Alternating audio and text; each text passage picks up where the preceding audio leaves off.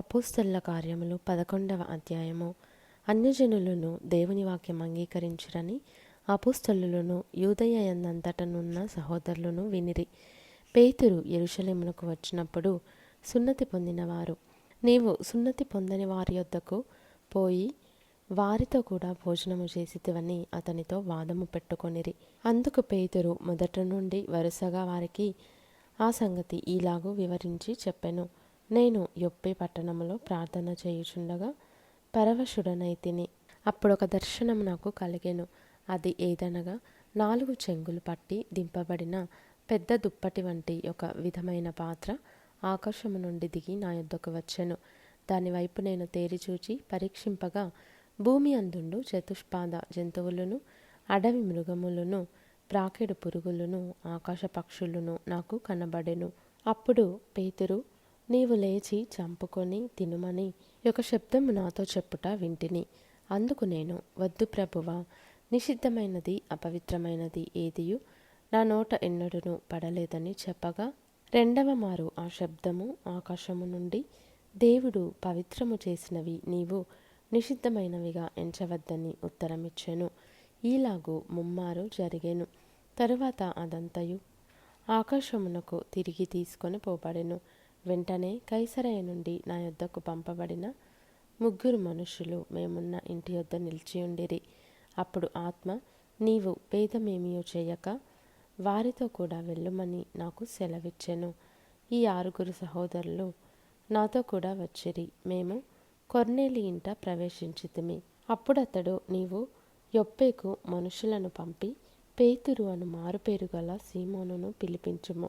నీవును నీ ఇంటి వారందరూ ఏ మాటల వలన రక్షణ పొందుదురో ఆ మాటలు అతడు నీతో చెప్పునని తన ఇంట నిలిచి తనతో చెప్పిన యొక్క దేవదూతను చూచిన సంగతి మాకు తెలిపెను.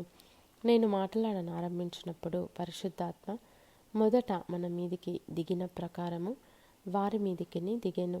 అప్పుడు యోహాను నీళ్లతో బాప్తిస్మమిచ్చెను గాని మీరు పరిశుద్ధాత్మలో బాప్తిస్మము పొందుదురని ప్రభువు చెప్పిన మాట నేను జ్ఞాపకము చేసుకొంటిని.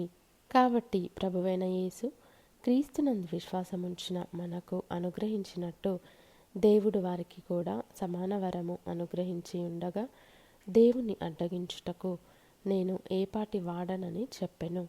వారు ఈ మాటలు విని మరేమి అడ్డము చెప్పక, అట్లయితే అన్యజనులకును దేవుడు జీవార్థమైన మారు మనస్సు దయచేసి ఉన్నాడని చెప్పుకొనుచు దేవుని మహిమపరచిరి.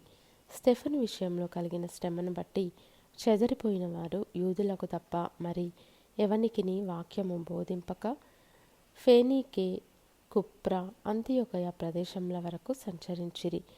కుప్రియులు కొందరును కురేనీయులు కొందరును వారిలో ఉండిరి. వీరు అంతియొకయకు వచ్చి గ్రీసు దేశపు వారితో మాట్లాడుచు ప్రభువైన యేసును గూర్చిన సువార్త ప్రకటించిరి. ప్రభువు హస్తము వారికి తోడయుండెను గనుక నమ్మిన వారనేకులు ప్రభువు తట్టు తిరిగిరి. వారిని గూర్చిన సమాచారము యెరూషలేములోనున్న సంఘపు వారు విని బర్నబాను అంతియొకయ వరకు పంపిరి. అతడు వచ్చి దేవుని కృపను చూచి సంతోషించి ప్రభువును స్థిర హృదయముతో హత్తుకొనవలెనని అందరినీ హెచ్చరించెను. అతడు పరిశుద్ధాత్మతోనూ విశ్వాసముతోనూ నిండుకొనిన సత్పురుషుడు. బహుజనులు ప్రభువు పక్షమున చేరిరి.